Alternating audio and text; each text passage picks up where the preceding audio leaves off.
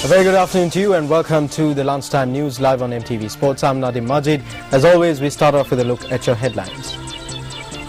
In your headlines this afternoon, large crowds gather to witness Sarath Fonseca's departure from hospital. A member of the Bulat Sinhala Pradeshia Sabha abducted. And in international news, Tomislav Nikolaevic elected as the president of Serbia. On to those stories in detail. A large crowd is gathered near the private hospital in Colombo, where former Army Commander Sarath Fonseca has just been discharged from. Now, he is yet to alight from the hospital. Our reporters on location say that security in the area has been beefed up. The wife of the former Army Commander, Anoma Fonseca, and many politicians have been arriving at the hospital from this morning.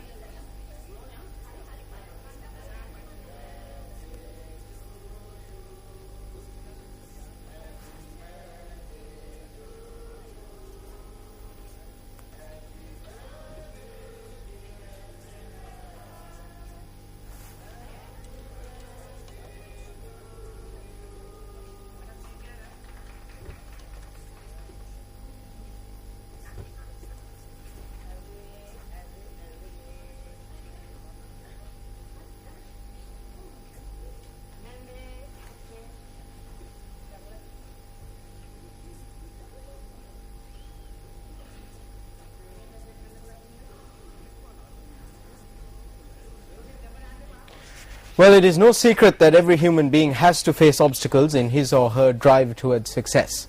For some, it's part of destiny. Today, we take a look at the career of former Army Commander Sarath Fonseca, who has had his fair share of obstacles.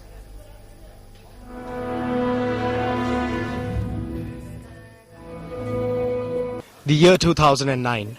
The political arena in Sri Lanka was heating up as the presidential election was drawing closer. Attention was focused on a common candidate and all eyes were pointed at Chief of Defence Staff Sarath Fonseca.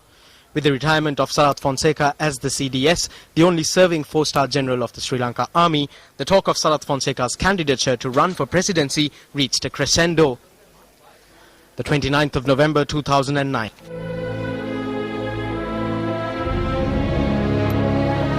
Sarath Fonseca became the common candidate of many political parties, including the United National Party and the Janatha Vimukthi Peramuna. මම ජනාධිපති වරණයට පොදු අපේක්ෂකයා ලෙස ඉදිරිපත් වෙනවා. In a heated political atmosphere with many questions and counter-questions being raised, the presidential election of 2010 concluded with Fonseca ending up as the defeated candidate. Subsequent to his defeat, Fonseca was subjected to 2 court-martials and 2 civil cases were also filed against him. The first court-martial charged him with engaging in politics while serving in the military, while the second court-martial charged him with deviating from the normal procedure when acquiring arms for the military. The first court-martial and the second court-martial found Sarath Fonseca guilty on the 13th of August and the 17th of September 2010, respectively. Accordingly, he was stripped of his rank and medals and was sentenced to 2.5 years rigorous imprisonment.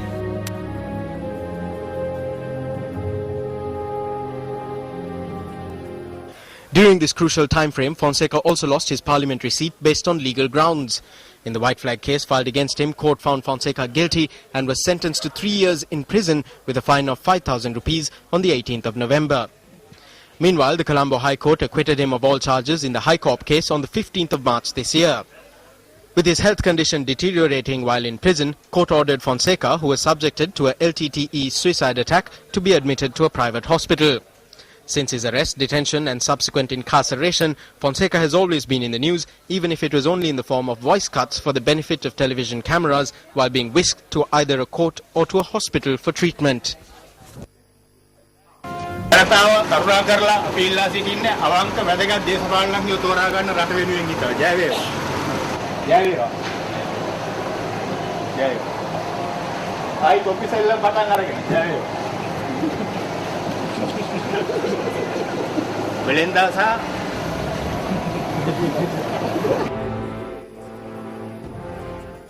Many religious events and protests were held to secure the release of this once decorated war hero. As time progressed, on the 27th of April this year, Sarath Fonseca was admitted to a private hospital in Colombo to be treated for a lung-related disease.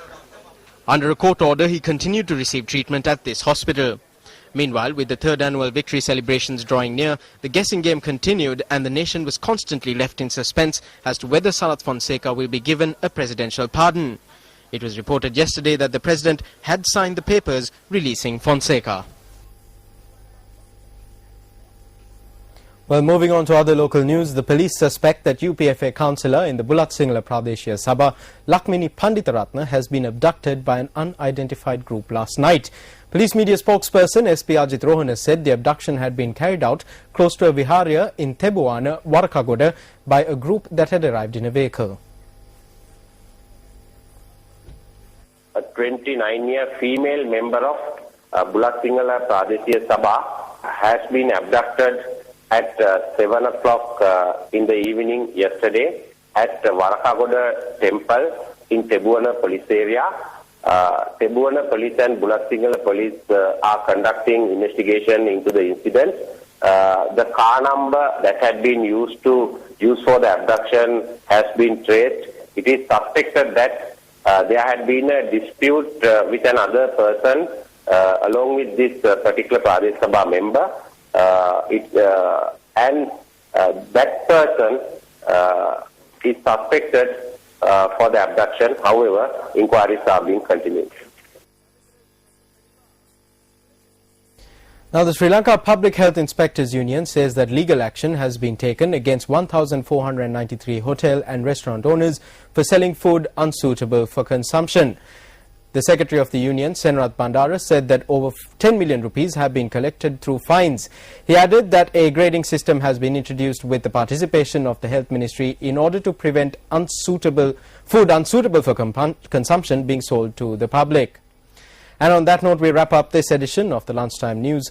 As always, it's been a pleasure having you with me. I'm Nadim Majid for News First.